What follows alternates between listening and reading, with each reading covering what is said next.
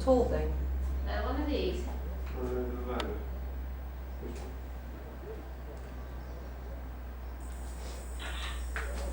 yeah?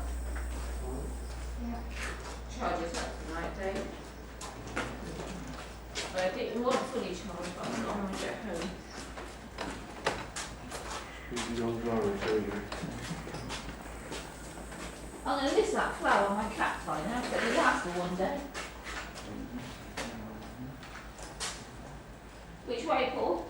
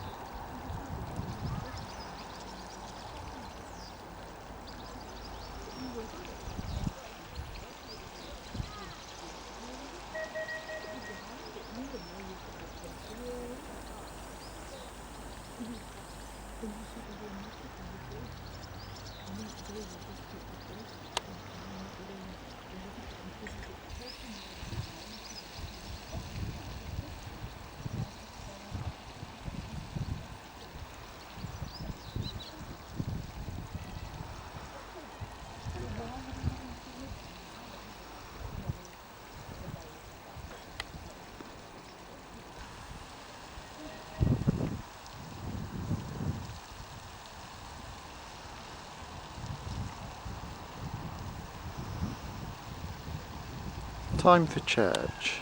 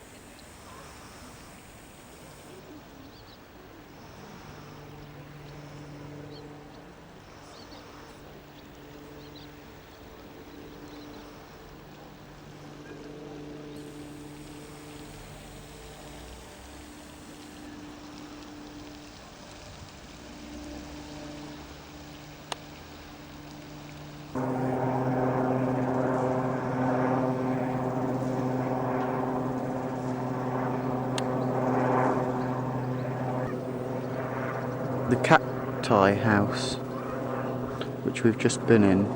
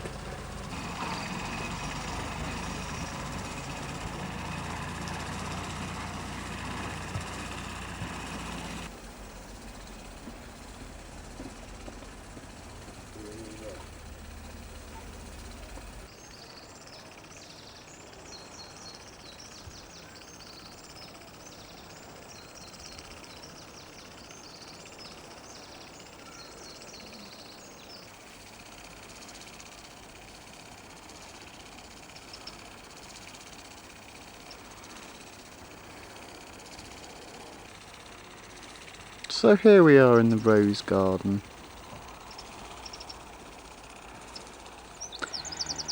And as it's summer, it's very fragrant.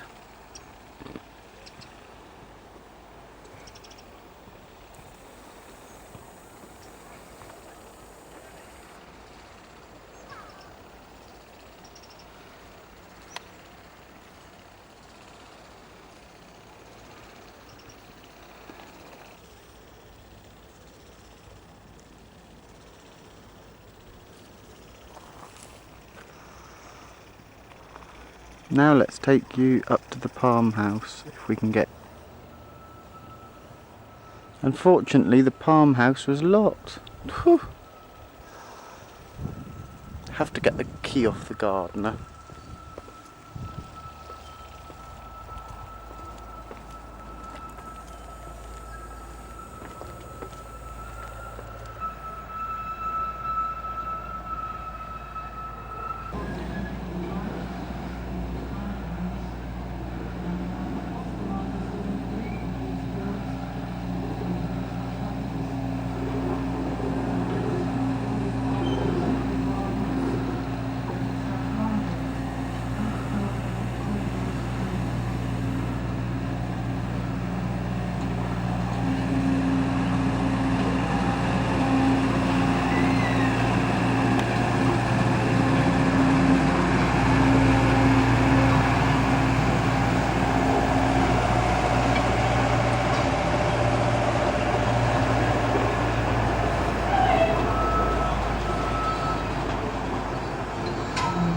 Back to the train station.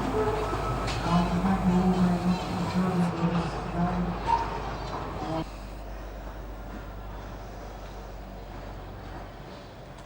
The ice skating rink.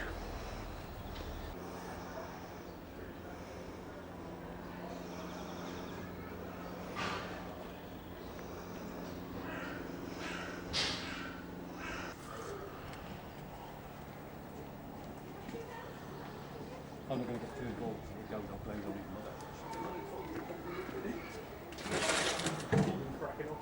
Huh? You've been cracking up about it. Right, yeah.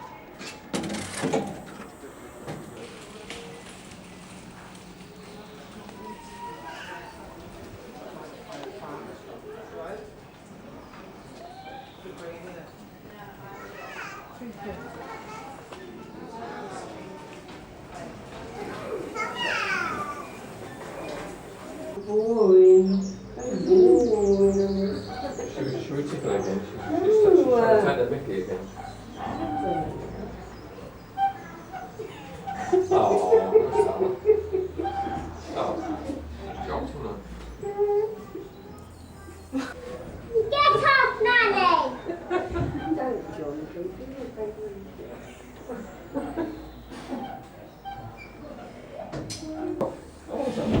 Beautiful place, isn't it?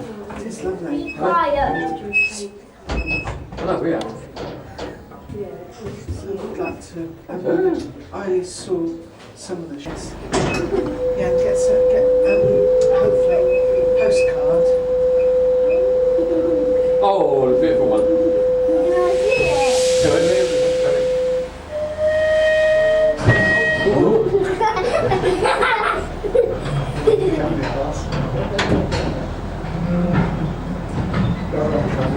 Good afternoon, everybody, and welcome to Bicton Woodland Railways. In the interests of safety, we ask that you remain seated throughout the journey.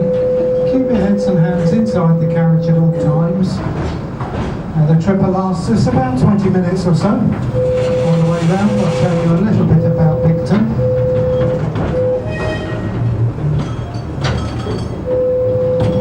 We'll probably encounter a little bit of noise from the track, particularly on a couple of the bends this morning. It's due to the track being very dry and very warm conditions. The right here is the original entrance to the gardens from Bicton House. And we believe it was built in the 1700s. But the house itself is about another quarter of a mile out from the gardens, and we'll see that in a minute or two.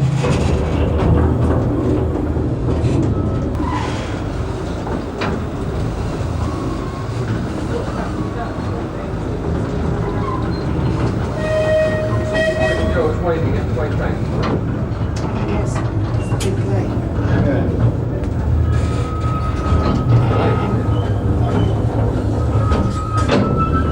out for the ducks, they might get run over. Now we're coming alongside the Great Lake here, and this was hand dug by French prisoners of war back in 1812. And the lake's got an area of around about 9.5 acres. That makes it one of the largest expanses of fresh water in East Devon, possibly the largest. Very good site these days for wildlife. We get several species of nesting wildfowl in here.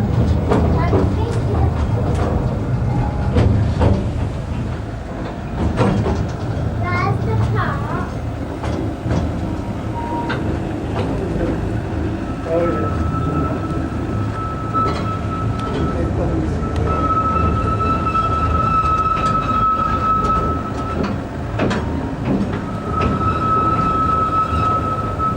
And there's Bicton House up on the slope there, and these days it's a college, but it was built around about 1750, and it replaced a Tudor mansion that had been there since the 5th. Back even further to round about record of a Saxon church on the site. There's the duck. We gotta watch out for the duck.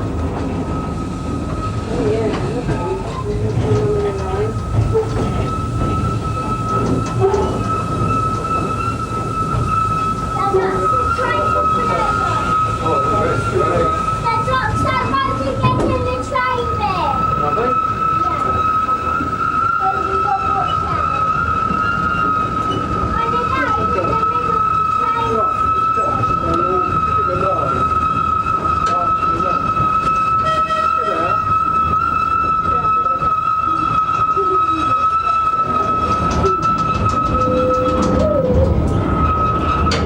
That's what you got to wait. Ellie, that's right. Now Bicton is quite famous for its trees, and we've got about 1,100 here in the park. Roughly half of those are coniferous or cone-bearing trees. We're just entering the Pinetum now. This houses quite a lot of them. Just out to the left you'll see a very tall tree with a slight lean to it.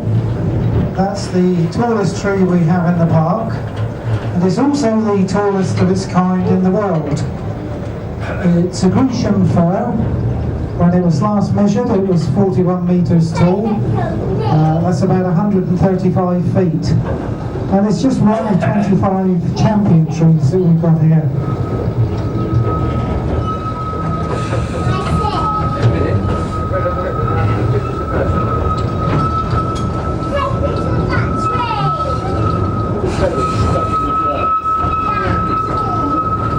Come from all around the world, and just run through about 3 of them down the track here on the right hand side.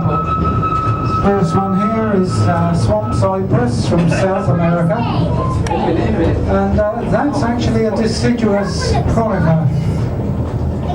Goes a beautiful bronze colour in the autumn and sheds all of its needles. Of course we get that beautiful fresh growth every year. And as we come down the track again on the right here is the cedar of Lebanon from the Middle East.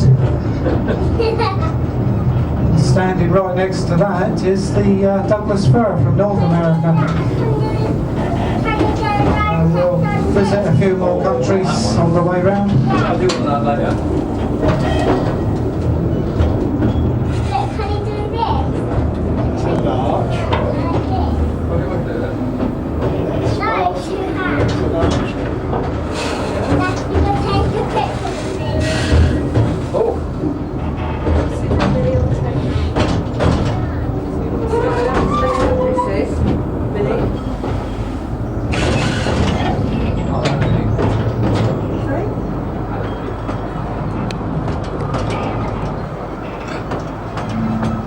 Out to the left hand side now you can see the Italian garden, and that was laid out back in 1735. It's a typical Italian garden. You have the terraces, stone statues, the symmetrical tree planting, and of course the lake, canals and the fountain at the bottom end here. All of the flower beds and borders would have been a mid to late Victorian addition, and the sunken avenue down in the dip here is just to frame the stone obelisk up on the right hand side. That was built there in 1743 purely and simply as a focal point.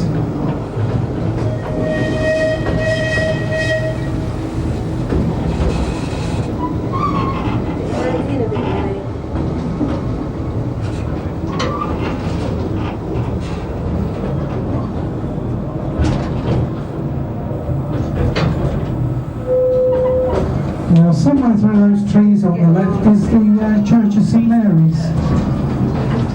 Now, St Mary's was built in 1850 as a memorial to the late Lord John Roll, who had died back in 1842. Now, it's mainly due to Lord John and his wife, the Lady Louisa. We've got the gardens as we see them today.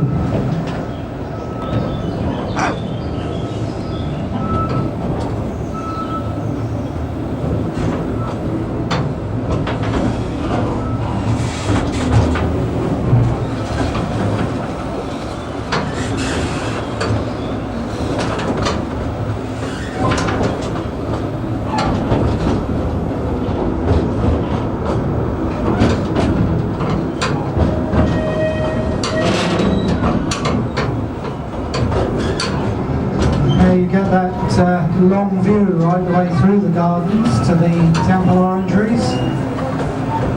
Now, all the buildings came about between 1800 and 1845, so at least 70 to 100 years after the Italian gardens were laid out. Now, also in that period, the Arboretum, Pinetum and American gardens were developed. And that was all the work of Lord and Lady Roll, and that's basically their legacy to us. We still plant trees today for the future generations.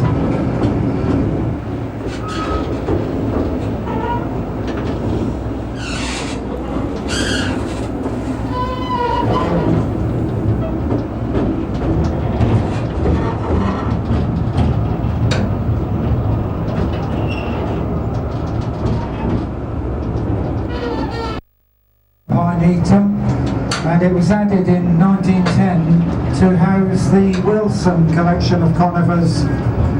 Now, they were brought back mainly from China and East Asia, and Ernest Wilson himself, a prolific plant hunter, during his lifetime he brought back somewhere in the region of 3,000 new plant species to this country.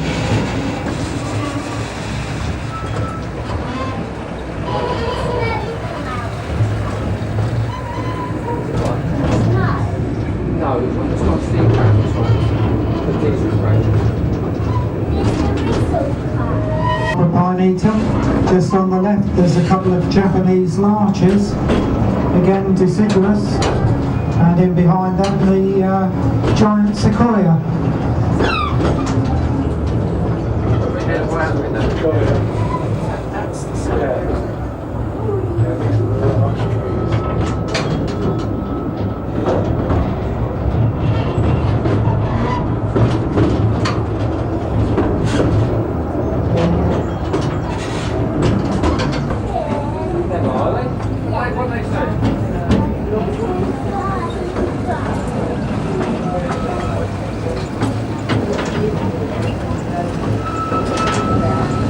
On the left-hand side here, this shrub-like tree on the corner, that's the rarest tree in the world.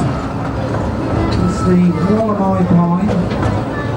It's a tree that they thought was extinct, and it was rediscovered purely by chance in 1994 in the Wallamai National Park in Australia.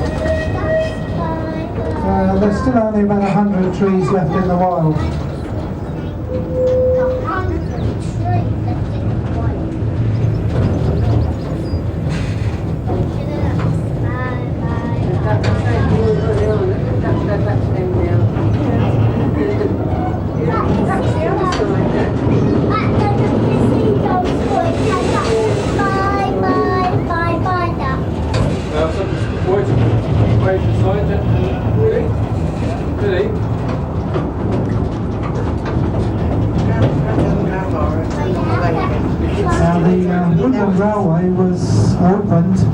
1963, and it was built by the estate staff that worked here at that time. And it is England's only 18-inch gauge railway that's open to the public. In the 1970s, this section was added. It just takes us up this side of the lake through an avenue of trees to the Hermitage. Just a nice mix of conifers and broadleaf trees through here.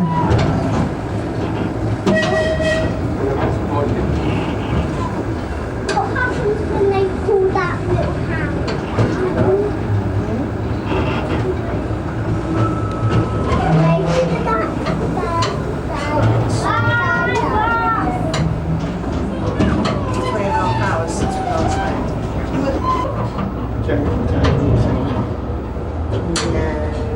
Kids don't want to wear the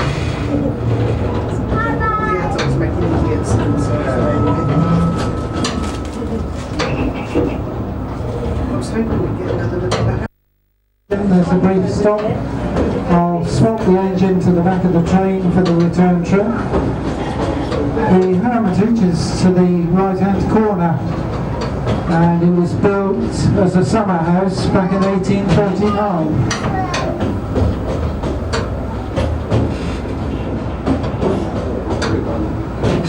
Oh, that's a bit. 300-year-old English oak.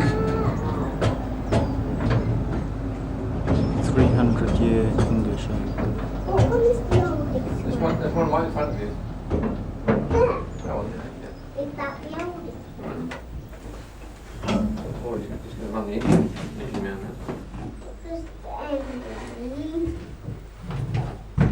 is he gonna do now? You can just get the engine in front and take it down to our end. You watch. It go around there.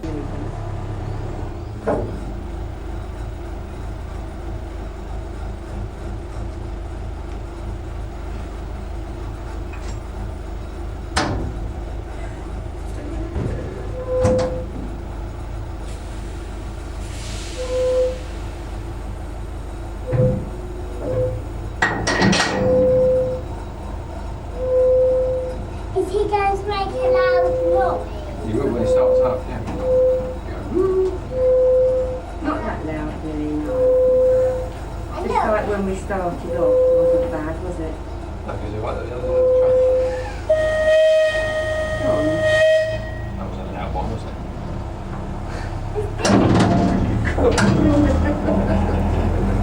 That's it.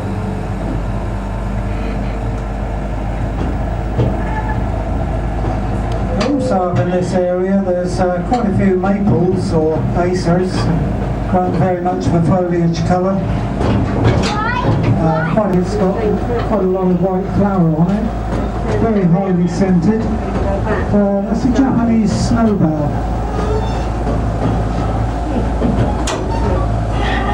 Imagine all the kids going like this or something. Kids don't seem to be the slightest bit interested.